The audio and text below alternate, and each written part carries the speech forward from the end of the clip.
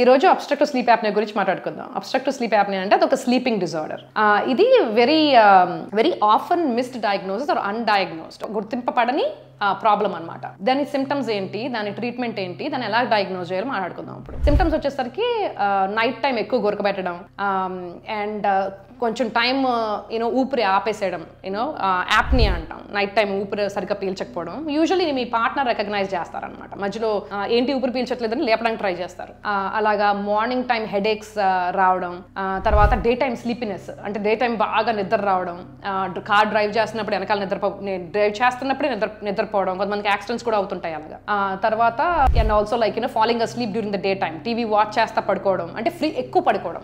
కొంతమంది పడుకుంటారు, they take a nap in the afternoon, అది కామనే. కానీ ఎక్కువగా నిద్రపోతా ఫ్రీక్వెంట్ గా పడుకుంటా ఉంటే అది కూడా స్లీప్ యాప్నియా కూడా ఒక కారణం అవ్వుండొచ్చు. తర్వాత ఓవర్ వెయిట్ ఉంటే కూడా స్లీప్ యాప్నియా వచ్చే అవకాశాలు చాలా ఉంటాయి. 75% ఆఫ్ పీపుల్ ఓవర్ వెయిట్ ఉంటారన్నమాట స్లీప్ యాప్నియా ఉన్న వాళ్ళు. 25% of the people over weight లేకుండా కూడా మనకి ప్రాబ్లమ్స్ ఉంటాయి. అసలు స్లీప్ యాప్నియా ఎందుకు వస్తుంది అంటే, మన టంగ్ కానీ ఈ థ్రోట్ కానీ మజిల్స్ కానీ ఓవర్ గా రిలాక్స్ అవుతాయి. బాగా రిలాక్స్ అయినప్పుడు ఇది వెనక్కి పడి మన ఎయిర్వేని అబ్స్ట్రక్ట్ చేస్తుంది అనమాట. సో ఊపిరి సరిగ్గా పీల్చుకోలేము. అండ్ దీనికి మనం ఎలా డయాగ్నోజ్ చేయగలము అంటే, you have to do sleep study. Either ఇంట్లో స్లీప్ స్టడీ చేయడం అన్నా, అంటే నీ ప్యాటర్న్ ని చూస్తుంది అనమాట. నువ్వు పడుకున్నప్పుడు ఎన్నిసార్లు మీరు ఊపిరి ఆపేస్తున్నారు, ఆర్ ఎన్నిసార్లు తక్కువ ఆక్సిజన్ వెళ్తుంది బాడీకి, అవన్నీ పికప్ చేస్తుంది. It's called apnea hypoxia index. ఆ ఇండెక్స్ బట్టి మనం ట్రీట్మెంట్ చేయొచ్చు. సో దాన్ని బట్టి వాళ్ళకి స్లీప్ యాప్నియా ఉందా, మైల్డ్ ఉందా, మోడరేట్ ఉందా, సివియర్ ఉందా అని మనం చేయొచ్చు. మోడరేట్ అండ్ సివియర్ అయితే డెఫినెట్ గా మనం మాస్క్ పెట్టుకోవాల్సి ఉంటుంది. మాస్క్ అంటే సిప్యాప్ అనమాట, ఫేస్ మాస్క్ అన్నా నోస్ మాస్క్ అన్నా. ఆర్ కొంతమంది పేషెంట్స్ లో కాజ్ బట్టి సర్జరీ కూడా చేయాల్సి ఉంటుంది. Some people have problems with adenoids, లేకపోతే థ్రోట్ సరిగా లేకపోవడం, ఎనాటమీ అది సరిగా లేకపోవడం, వాటికి కూడా సర్జరీస్ చేసి కూడా మనం ఇంప్రూవ్ చేయొచ్చు స్లీప్ యాప్నియా అది.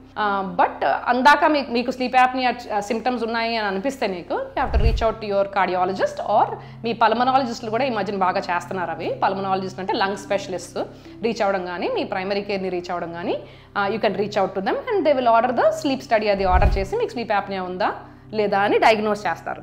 So as I said 75% of the people are obese.